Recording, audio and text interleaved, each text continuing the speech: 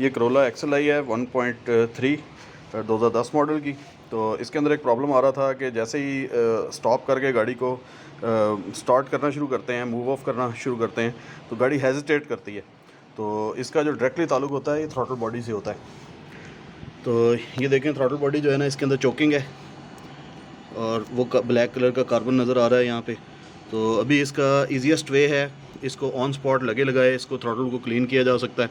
इसके लिए यह है कि सबसे पहले इग्निशन स्विच को गाड़ी के ऑन कर लें, यानी कि स्टार्टिंग जहाँ पे सेल्फ स्टार्ट होता है, स्टार्टर मोटर स्टार्ट होती है, उससे एक स्टेप पहले तक उसको इग्निशन को हमने स्विच को मूव करना है। जैसे ये देखें, ठीक है, इसको हमने सिर्फ स्टार्ट नहीं करना उससे पहले तक। उसके बाद यह है कि एक्सीलेटर पैडल को डिप्रेस करना है। जब मैं कहूँगा तो डिप्रेस करना।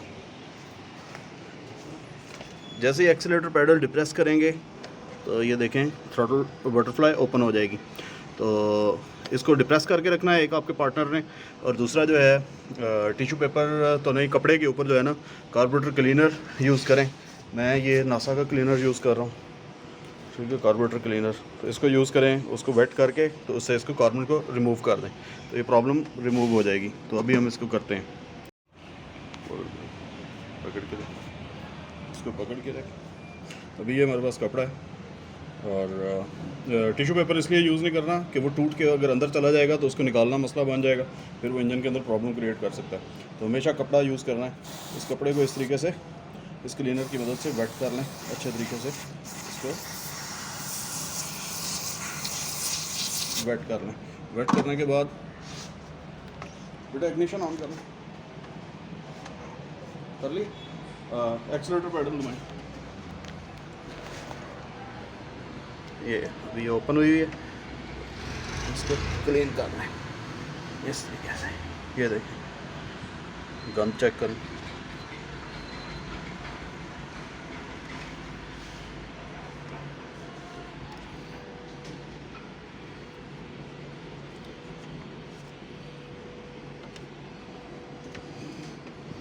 इसी तरीके से इसके दूसरे पोर्शन से भी क्लीन कर लेंगे।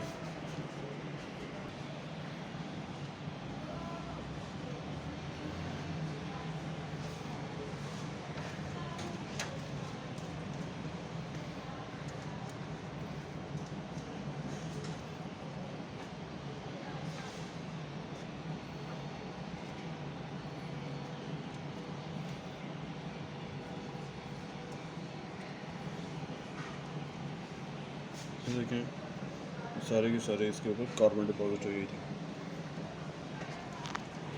अब इसको हम जो है ना छोड़ दें। अभी इसके जो रेमिनेंट्स हैं इसको हम डायरेक्ट स्प्रे करके रिमूव कर देंगे।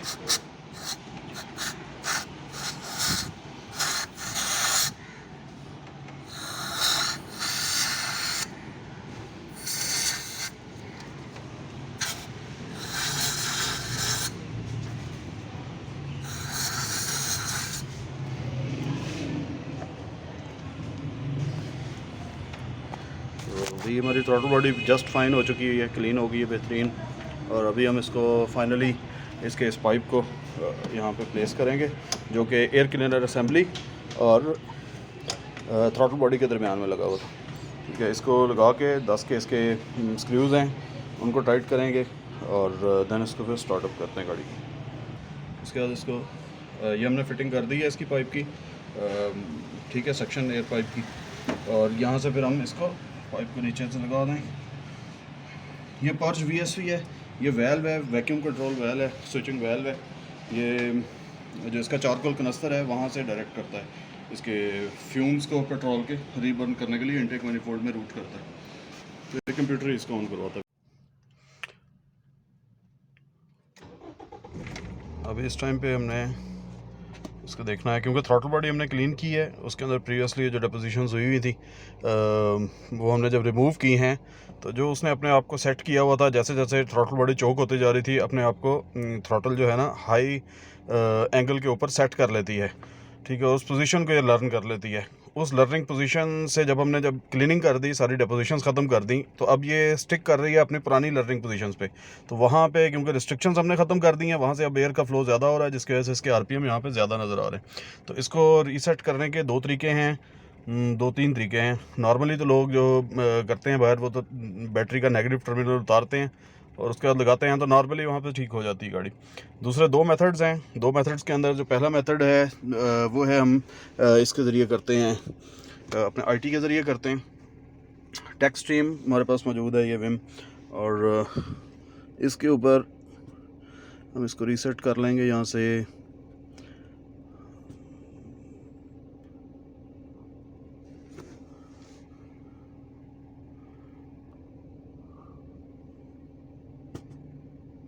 इंजन को सेट करते हैं, इसकी डाटा लिस्ट पे जाते हैं, कनेक्टिविटी इसके साथ डाटा लिस्ट आ जाती है, तो ओके हो गई है। अब इधर से हम एक्टिव टेस्ट में चले जाएंगे।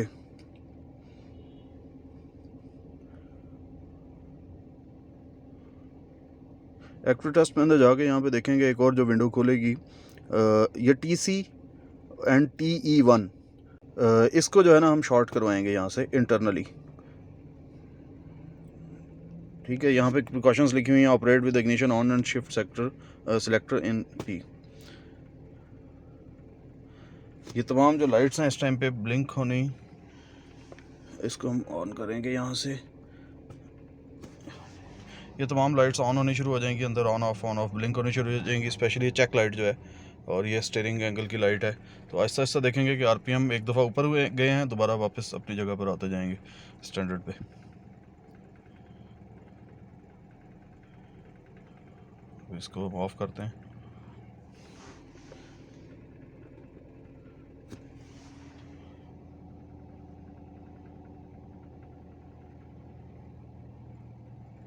आहिस्ता आहिस्ता नीचे आएंगे, थोड़ी देर वेट करना होता है।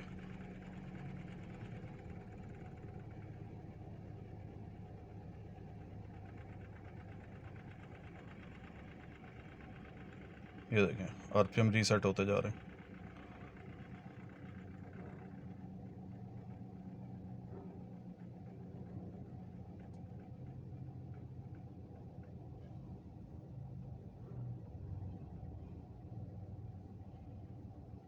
अराउंड ये 800 आरपीएम पे आ गया है। अभी 800 से कुछ कम यहाँ से हम देखते हैं। ये इंजन आरपीएम है जी, यहाँ पे आ चुके हैं ये 730, और ये ऐसे फ्लक्चुएट कर रहे हैं।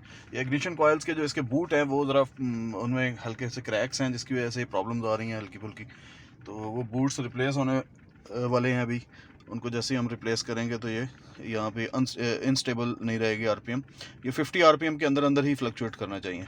अगर 750 आरपीएम है तो 700 से 800 के दरमियान इसको फ्लक्चुएट करना चाहिए। यहाँ से भी इस टेस्ट को हम एग्ज़िट कर देंगे।